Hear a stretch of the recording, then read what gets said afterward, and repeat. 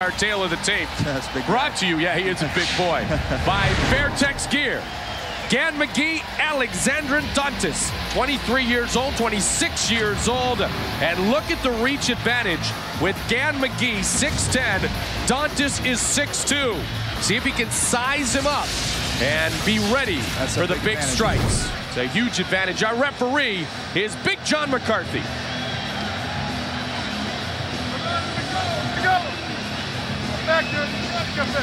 Dantas getting set. And here we go. We're underway. Heavyweight matchup.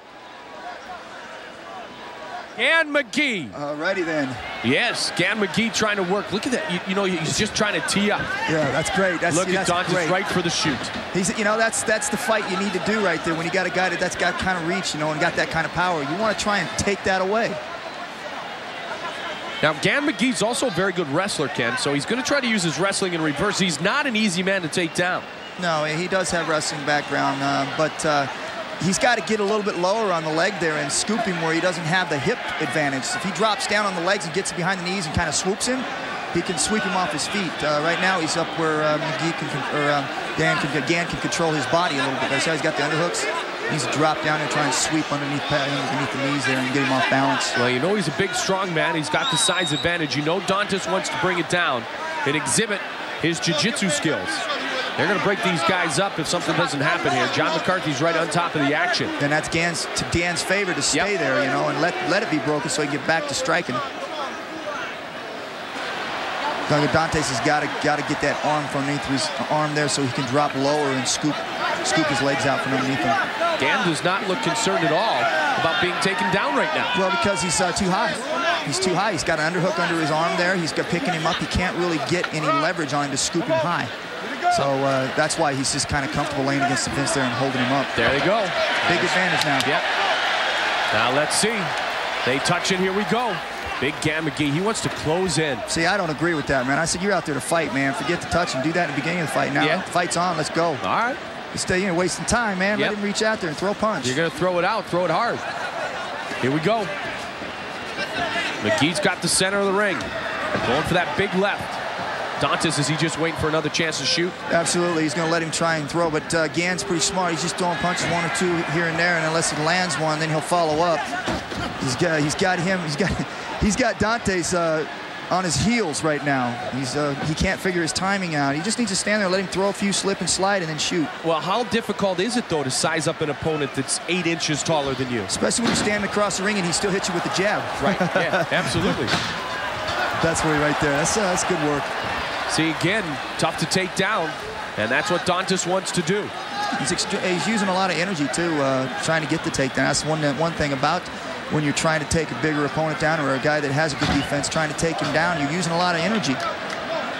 Make that shot, that first one, man, make it count so you don't have to use it again. Now, the one thing we've noticed, he's gone for 2 takedowns, but neither time has McGee countered with a knee. Yeah, well, if he does that, then he's leaving himself off balance. Gotcha.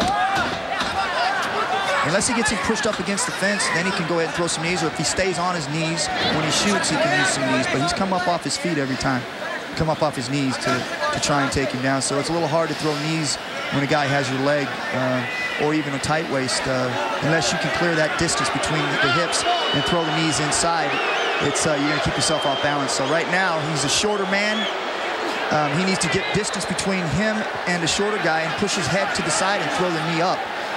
This is a world-class Brazilian Jiu-Jitsu champion, a world champion, and yet he cannot take down his opponent. It's not often we see this. Well, yeah, he's got good wrestling in the background, so it's a little bit there. He's going for a leg lock. That's nice. All right, so maybe he doesn't have to take him down. Maybe he just drops right for a leg. That's a nice move there.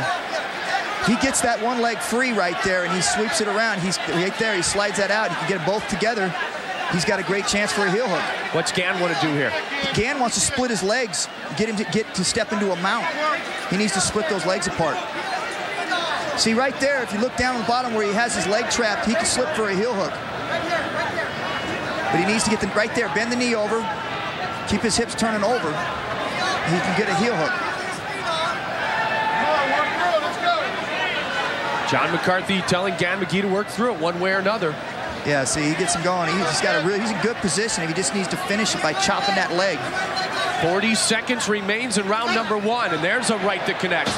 There's the advantage of that big reach. Yeah, you know, it's hard to get out of the way when a guy's got that kind of reach and you're on the ground on your back. And he's trying to block with one hand because he doesn't want to let go of the leg with the other, right? Yes, right where the seal is, the UFC sign is, you can see where the leg is. If he can turn that over, the heel will come up and he can heel hook him. 15 seconds remains in round one. Bad spot. Now he got through it. Trying to finish it. It's all over. It's all over. That's the reach right there, man. Dan McGee finishes Alexandre Dantas. He held off. He remained patient as Dantas tried to submit. And McGee crowns him and crowns him once, twice, 3, and 4 times, and it was over. Yeah, you know, he had a chance to really go for the submission there, and I don't know whether it was exhaustion or what, but he didn't really get his hips over. He stayed right in front of him, and he took some punches and knocked him out. Dantas never appeared to be comfortable, and then that was it. Yeah, that's boy, that reach comes to a big play there when you got that kind of reach. You could just step down and just throw punches. No, it's like Petey Williams against Semi Schilt. Yeah, exactly. You know? It's some crazy height, man. You got that right. One you remember all too well. Absolutely. It don't feel good sitting there watching it. I believe it. I believe it. All right, let's get the official word from the veteran voice of the Octagon, Mr. Bruce Buffer.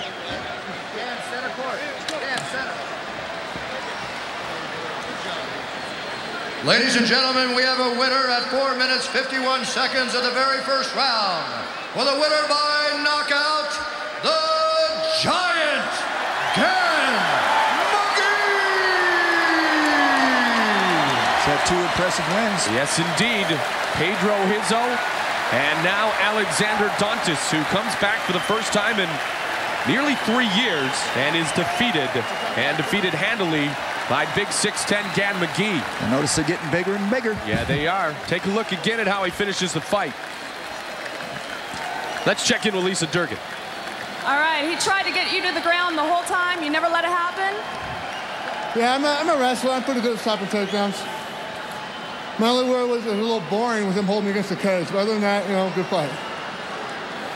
How about taking that mouthpiece off? How about doing what? Oh, sorry. All right, let's do that again. I sleep with my mouthpiece in. No, yeah, other than him trying to, you know, sorry if it was a little boring for you guys, but I did my best to keep the action going. All right, we're going to check it out on the replay here. Will you take us through it?